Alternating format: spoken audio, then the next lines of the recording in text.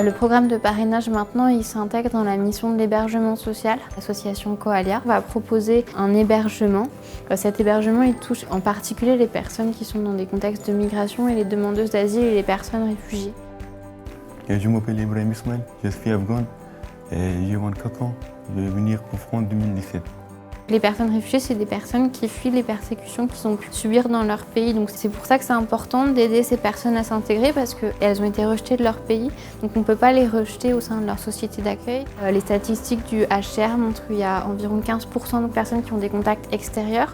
Donc l'idée, c'était un peu aussi de casser ces statistiques en inscrivant les personnes qui sont hébergées dans les CPH et dans les CADA dans le programme de parrainage maintenant. C'est un programme qui est très important dans la mesure où, quand ils quittent leur pays pour venir, par exemple en France pour obtenir la protection, c'est vraiment un changement de monde, je peux dire, parce que c'est deux réalités différentes.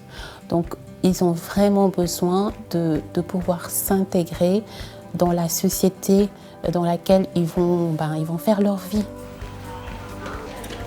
Bonjour Fatimata, ça va bien? Oui, ça va bien et toi? Le programme de parrainage, il faut viser deux publics. Il faut d'abord qu'on trouve des personnes réfugiées qui soient volontaires à participer à ce programme.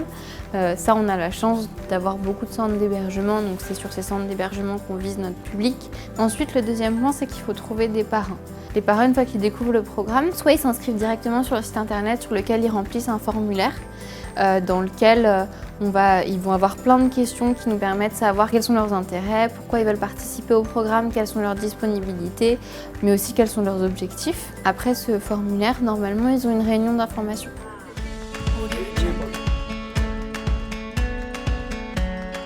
Dans cette réunion d'information, on présente le programme, ses objectifs et comment il fonctionne. Ensuite, on a une formation sur les personnes réfugiées. C'est vraiment le cœur de cette réunion de formation.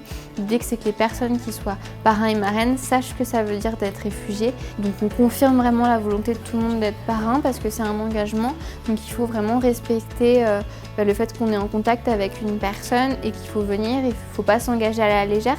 Et aussi le cadrage par rapport à la relation de parrainage. Le parrain est parrain, il est là pour faire des activités culturelles, pour aider à la langue, mais il n'est pas intervenant social.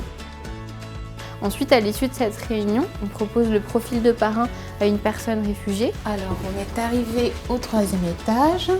Ici, c'est la chambre d'Idriss. Vous allez bien? Oui, ça va bien. Ça va, merci. Bonjour. Je vous présente Fatimata. Bonjour. Bonjour. Votre marraine Ça va? qui vient pour le programme maintenant. Enchanté. Mon rôle par rapport à ce programme consiste à mettre en relation les parrains, marraines et filleuls. Parce qu'ici, dans le CPH, on héberge des réfugiés, des hommes isolés. Et du coup, je suis en charge en fait de faire la mise en relation avec les personnes qui sont intéressées pour devenir marraines ou parrains, afin qu'ils puissent se rencontrer en premier au niveau du CPH. Je suis vraiment ravie d'avoir fait cette rencontre aujourd'hui. C'est un peu particulier de rencontrer une personne qu'on ne connaît pas et d'aller vers elle un petit peu dans ce cadre qui est quand même organisé, qui est accompagné, etc.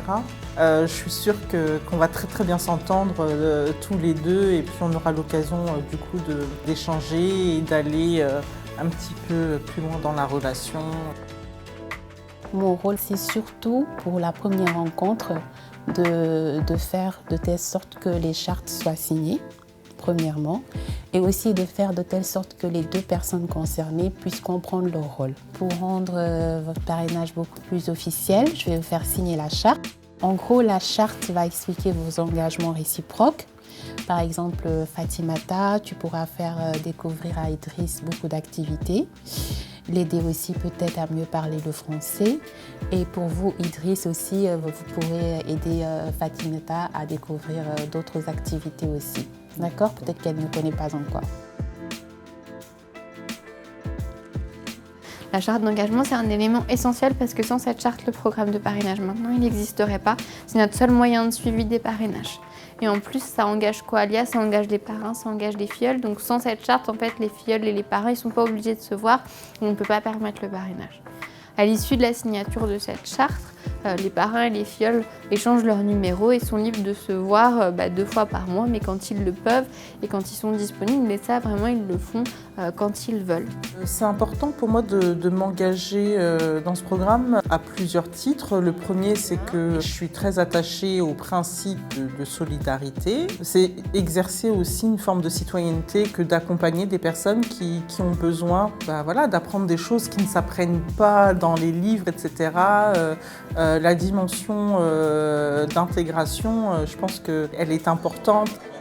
On peut vraiment s'en emparer aussi à travers des rencontres, à travers du partage, à travers des choses qui sont informelles. C'est important pour moi de donner un petit peu de mon temps pour une cause comme celle-là. Comment on explique Océanie.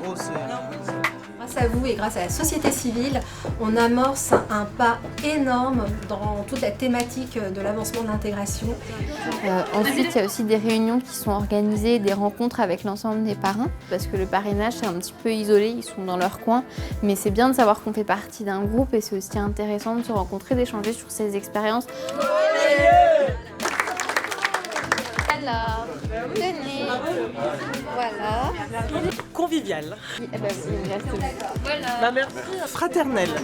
Enrichissant. Génial. Le programme participe à l'accès à la culture et qu'est-ce qui est le plus intéressant vraiment pour nous, c'était le musée de l'immigration pour des personnes réfugiées où on travaille l'histoire de l'immigration. En plus, c'est un musée qui met vraiment en avant que l'immigration, c'est une histoire française. Et en plus, il y a plein d'histoires qui sont racontées par rapport à l'immigration et qui de temps en temps reflètent par rapport au parcours des personnes réfugiées qui étaient présentes. Donc c'était émouvant de discuter avec eux là-dessus. Par la suite, c'est eux-mêmes qui font leurs activités. C'est-à-dire que je ne suis pas tout le temps là quand ils doivent se rencontrer. Ce qu'on fait avec Zaki, c'est qu'il adore la peinture et on fait beaucoup d'ateliers de peinture. On va souvent au musée. Je vais aller avec Dorga à sortir. Elle a montré pour moi beaucoup de choses. Elle a montré pour moi le Paris, de culture de français, de bibliothèque, de baleine. J'aime. Elle m'a montré beaucoup de peintures. Mon arbre est plus joli que le tien. Regarde mon arbre, c'est plus joli. Il y a une de nos marraines qui est venue me voir en me disant qu'au Bourri, moi je voudrais bien inscrire mon filleul à l'université de Paris-Sorbonne afin de lui permettre de mieux parler le français et d'avoir un bon niveau de français, ce qui est vraiment extraordinaire.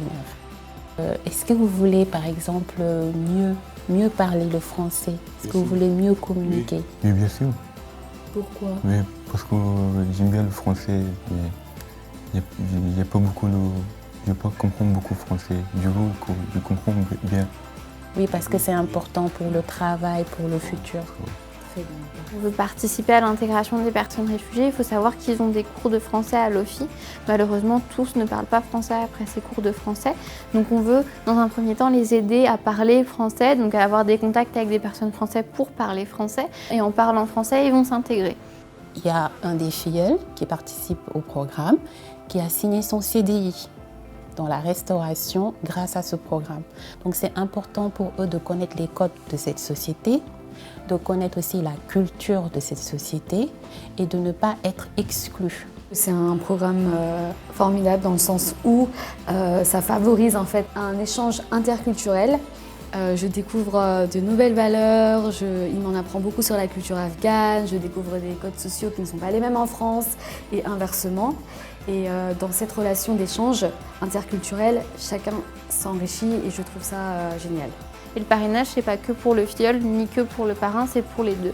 Pour le filleul, on l'aide à s'intégrer. Pour le parrain, il participe à être citoyen et aussi il fait une bonne action. Il permet de voir l'évolution de quelqu'un et les intervenants sociaux voient ces évolutions en ayant des personnes qui parlent mieux français, qui s'intègrent mieux et qui sont très contentes de toutes ces activités qu'ils peuvent faire. Et par ailleurs, ils sortent de leur isolement et c'est vraiment un des objectifs, permettre aux personnes de rencontrer des gens en France et d'être beaucoup moins isolées, ce qui est quand même un vrai atout et le premier point fort pour les personnes qui sont parrainées. Je pense que ce serait très important que ce programme soit bien connu au niveau du public. Il français. Qu'on puisse faire, je ne sais pas, des réunions d'information collective dans des mairies, dans des centres sociaux ou encore même dans des ministères, comme le ministère de la Jeunesse. Pourquoi pas? Parce que les personnes qu'on accueille ici sont très jeunes. Comme ça, le public pourra connaître ce programme et même pourra s'intéresser aux problématiques des réfugiés. Aujourd'hui, on voudrait avoir de plus en plus de parrains pour qu'il y ait de plus en plus de personnes qui bénéficient de ce programme de parrainage. Par ailleurs, il est très bien développé en Île-de-France, on veut aussi le développer en région. Pour moi, c'est très important d'accorder un peu de temps pour les personnes réfugiées. C'est une expérience unique, humaine et enrichissante. Pour avoir habité à l'étranger, c'est très important de pouvoir se lier d'amitié avec des gens qui habitent sur place et pour améliorer la langue, mais aussi tout simplement pour se sentir bien.